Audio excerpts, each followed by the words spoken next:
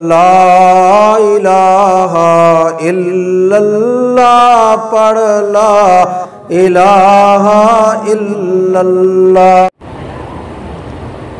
اسی طریقے سے یاد رکھیں کہ جب مدینہ منورہ میں ایک عظیم واقعہ پیش آیا افک عائشہ کا، سیدہ عائشہ پر جب تہمت لگی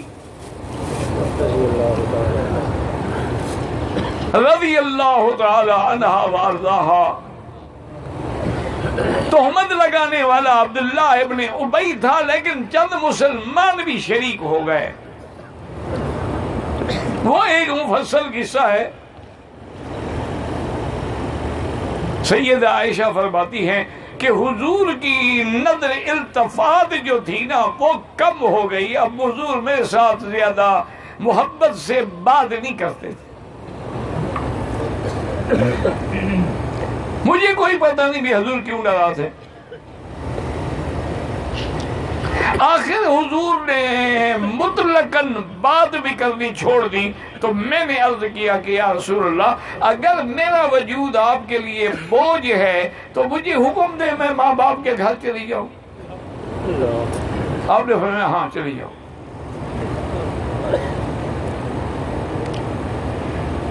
وہ فرماتی ہیں کہ میں ماں باپ کے گھر میں آگے، لیکن مجھے پھر بھی کوئی پتہ نہیں۔ ایک رات جب عورتیں، اس زمانے میں گھروں میں حمام تو ہوتے نہیں تھے، نہ بیت الخلا بنے ہوئے تھے، عورتیں دور نکل جاتی تھیں پہاڑوں میں، وادیوں میں، اور اپنی ضروریات سے فارغ ہو کے پھر گھر واپس آتی تھیں۔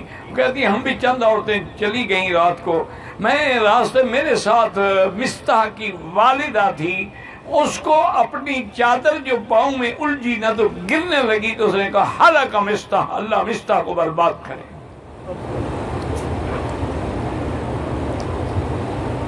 میں ناراض ہوئی، میں نے کہا یا ام مستح ما تقولین، کیا کہہ رہی ہو؟ مستح صحابی ہے اور بدری ہے، بدر میں شریک ہونے والوں میں ہے، اور تم اس کو ہلاکت کی دعا دے رہی ہو۔ اور اس نے کہا عائشہ تم بڑی بولی، تمہیں پتہ ہے؟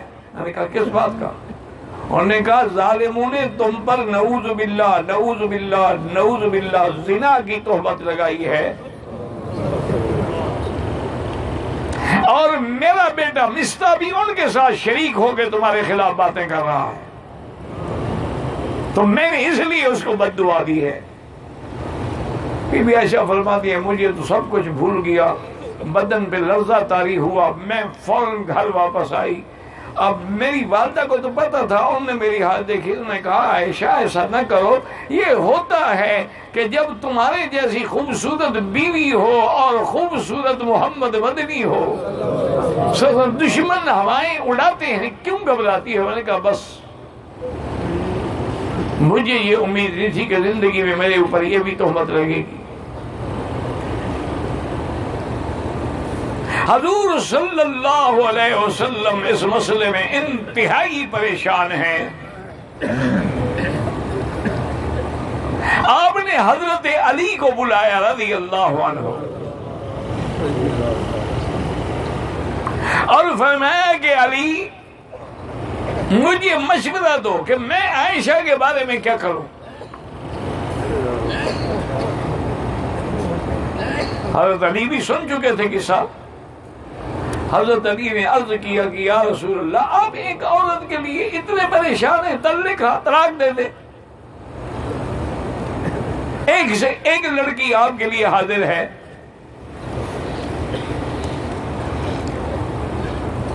حضور نے فرمایا یہ تو کوئی مسئلے کا حل نہیں ہے نا۔ اصل میں جو بی بی عائشہ اور حضرت علی کے درمیان میں ناراضگی تھی، اس کی وجہ یہی تھی کہ ہمیشہ بی بی عائشہ روتی تھی کہ علی میرا بیٹا تھا، ماں کی طلاق کا مشورہ نہ دیتا۔ اگر حضور غصے میں مجھے طلاق دے دیتے تو میری تو دنیا و آخرت برباد ہو جاتی۔ تو دوسری بات حضرت علی نے عرض کی کہ یا رسول اللہ، ایسے معاملات میں جو گھر کی کنیز ہوتی ہے، باندھی ہوتی ہے، جیسے بی بی بریرہ بی بی عائشہ کی باندھی ہے، اگر اس سے تفتیش کی جائے تو بات کھل سکتی ہے، کیونکہ اس کو پتہ ہو سکتا۔ حضور نے فرمایا علی بہرحال یہ معاملہ میں تمہارے سپرد کرتا ہوں، بریرہ سے پوچھو، کسی سے پوچھو، مجھے بتاؤ کہ بات کیا، حقیقت کیا ہے۔ حضرت علی رضی اللہ تعالی عنہ نے بی بی بریرہ کو بلایا اور پوچھا ما تقولین فی عائشہ، تم عائشہ کے بارے میں کیا رائے رکھتی ہو؟ اس نے کہا حضرت علی، عائشہ خالص سونا ہے، اس میں کوئی عیب نہیں، البتہ بچی ہے، چھوٹی عمر ہے، کبھی کبھی آٹا بھی گوندھ کے رکھتی ہے نا، بات بھول جاتی ہے روٹی پکانے کی تو بکری آ کے آٹا کھا جاتی، اتنی غافل ہے، ورنہ عائشہ ہر لحاظ سے پاک۔ حضرت علی نے غصے میں فرمایا کہ بریرہ بات سنو، میں مار مار کے تیری چمڑی ادھیڑ ڈالوں گا، یہ میرے مدنی پاک کی محبت اور میرے مدنی کی پریشانی کا مسئلہ ہے، جو بات ہو سچی سچی کرو۔ اس نے کہا مجھے مار ڈالو، حقیقت ہی ہے کہ بی بی عائشہ پاک ہے۔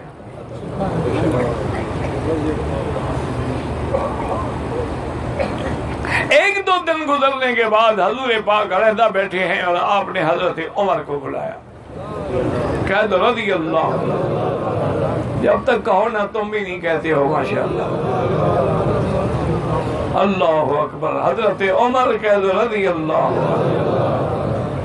یہ تم نہیں، ایک انگریز نے اپنی تاریخ میں لکھا ہے کہ اگر عالم اسلام میں ایک اور عمر پیدا ہو جاتا تو پوری دنیا سے کفر بٹ جاتا۔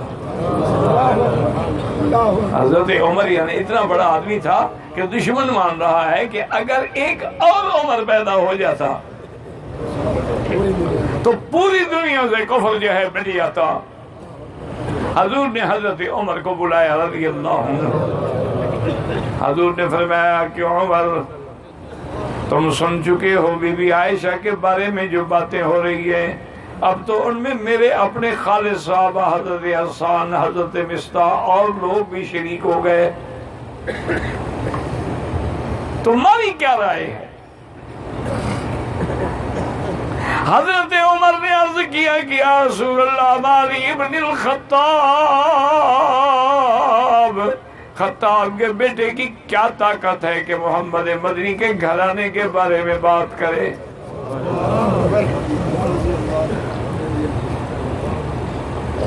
حضرت نے فرمایا عمر، میں تمہیں حکم دے رہا ہوں کہ مجھے مشورہ دو، مجھے بتلاؤ کہ میں کیا کروں۔ حضرت عمر نے کہا حضور آپ کا حکم ہے تو آپ ایک بات یاد رکھیں، اگر میں آپ سے کوئی بات کہوں یا کوئی سخت لفظ میرے منہ سے نکل جائے، آپ ناراض تو نہیں ہوں گے؟ حضور نے فرمایا میں ناراض نہیں ہوں گا۔ انہوں نے کہا حضور پھر مجھے پوری بنیادی بات بتائیں، عائشہ سے شادی آپ نے کی ہے یا آپ کی شادی اللہ نے کرائی؟ واہ عمر، کہاں تیرا دماغ پہنچا؟ انہوں نے کہا یا محمد صلی اللہ علیہ وسلم، آپ اپنے منشے سے شادی کی ہے یا حکم خداوندی ہے؟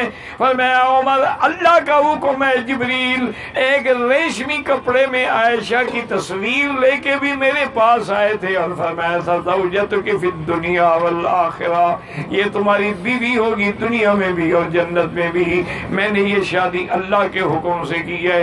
حضرت عمر نے عرض کیا کہ یا رسول اللہ، ہمیں اپنے بیٹوں کے لیے پاک لڑکیاں مل جاتی ہیں، وہ ہم اللہ کو اپنے نبی کے لیے پاک بیوی نہیں ملی، کیا کہہ رہے ہیں؟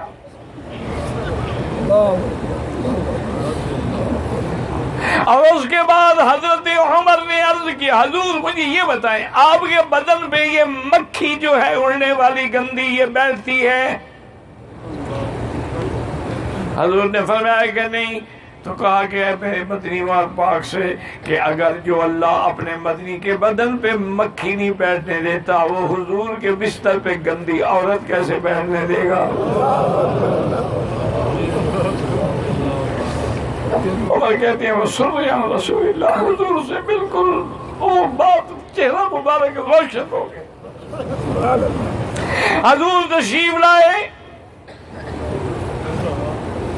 ابو بکر کے گھر میں بی بی عائشہ فرماتی ہے میں بستر پہ تھی، مجھے پاس سے اٹھنے کی طاقت نہیں تھی۔ حضور نے فرمایا ابو بکر تم اپنی بیٹی کے بارے میں کیا کہتے ہو؟ حضرت ابو بکر نے کہا یا رسول اللہ میں جو بھی کہوں گا لوگ کہیں گے بیٹی ہے، باپ بیٹی کی صفائی دیا کرتے ہیں، میں کوئی بات نہیں کہتا، مجھے آپ سے عائشہ تو زیادہ پیاری نہیں ہے۔ حضور نے فرمایا اماں عائشہ تم بتاؤ۔ نے کہا حضور ہم نے عائشہ کو ہم قربان کر سکتے ہیں، ہم آپ کو ناراض نہیں کر سکتے، ہم کیوں صفائی دیں اپنی بیٹی کی؟ بی بی عائشہ فرماتی ہیں ابھی یہ باتیں ہو رہی تھیں کہ حضور پہ وحی اترنی شروع ہو گئی۔ فرماتی ہے میری ماں کی جان نکل گئی، میرے والد کا چہرہ سفید پڑ گیا کہ خدا جانے وحی میں کیا آتا ہے، لیکن کہتی ہے مجھے یقین تھا، مجھے اپنے اللہ پہ یقین تھا کہ اللہ عدل فرمائیں گے، میں بے گناہ ہوں، اللہ پاک میری عزت و عصمت کی حفاظت فرمائیں گے۔ آپ پر وحی اترتی رہی، جب وحی اتری تو آپ نے فرمایا ابشری عائشہ ان اللہ قد براک من فوق العرش، اللہ نے عرش سے تیری برات کا اعلان کیا ہے کہ لولا اذ سمعتموہ قلتم ما یکون لنا ان نتکلم بہذا سبحانک ھذا بہتان عظیم۔ اللہ نے صفائی دی ہے کہ عائشہ پاک ہے، اور کہتی ہے میرے والد میری والدہ کا چہرہ بھی کھل گیا، حضور کا چہرہ بھی گلاب کی طرح کھل اٹھا۔ میری اماں نے کہا قومی عائشہ فشکری رسول اللہ، عائشہ اٹھو حضور کا شکر ادا کرو۔ بی بی عائشہ کہتی ہے میں نے کہا لا اشکر رسول اللہ، میں حضور کا شکریہ نہیں کرتی، حضور نے تو 1 مہینے تک مجھ سے بات نہیں کی، میں اس خدا کا شکر ادا کروں گی جس نے میری برات کہا۔ رضی اللہ